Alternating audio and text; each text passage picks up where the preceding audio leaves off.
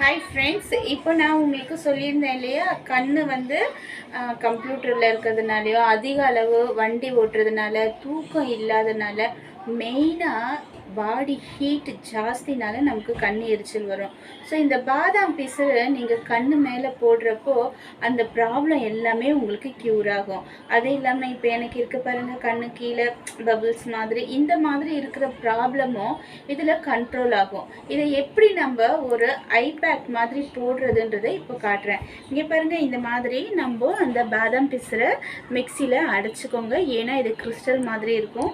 So அரைச்சிட்டு இந்த மாதிரி கிராஸோ இல்லை உங்ககிட்ட ஏதாச்சும் காட்டன் துணி இருந்துச்சுன்னா அதை எடுத்துக்கோங்க. இப்போ இவருக்கு பாருங்கள், கண்ணு கீழே வந்து எவ்வளோ கருப்பு இருக்குது பாருங்கள். இந்த கருப்பெல்லாம் நல்லாவே உங்களுக்கு க்யூர் ஆகும்.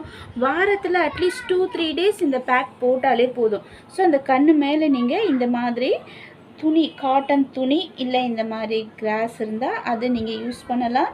அழகாக இந்த மாதிரி அப்ளை பண்ணிவிடுங்க. அப்ளை பண்ணிவிட்டு அது மேலே இந்த ஜெல்லை நீங்கள் இந்த மாதிரி வைக்கணும்.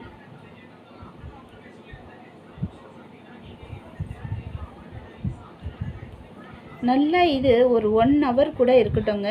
இதனால் எந்த ஒரு பாதிப்பும் கிடையாது.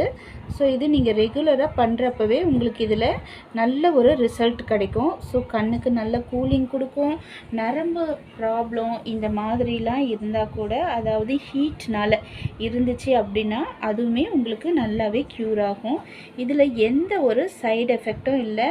ஸோ சைனஸ் ப்ராப்ளம் அதிக அளவு இருக்கிறவங்க மழை டைமில் யூஸ் பண்ண வேணாம். நான் சொல்கிறது மழை டைமில். ஸோ இப்போ வந்து உங்களுக்கு அதிகமான வெயில் டைம் தான். ஸோ இந்த டைமில் உங்களுக்கு எந்த ப்ராப்ளமும் ஆகாது. மழை டைமில் சைனஸ் இருக்கிறவங்க யூஸ் பண்ண வேண்டாம்.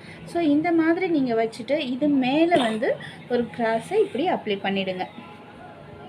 ஸோ இது ஒரு நைட்டு ஃபுல்லாக வச்சு தூங்கினாலும் ப்ராப்ளம் இல்லை. நைட்டு ஃபுல்லாக கூட நீங்கள் வைக்கலாம். ஸோ அப்படி முடியாதுன்றவங்க நைட்டு ஃபுல்லானா நீங்கள் ஒரு துணி மாதிரி கட்டிக்கணும். அப்படி முடியாதவங்க இந்த மாதிரி வச்சு ஒரு 1 ஹவர் நீங்கள் ரிலாக்ஸேஷன் பண்ணாலே போதும்.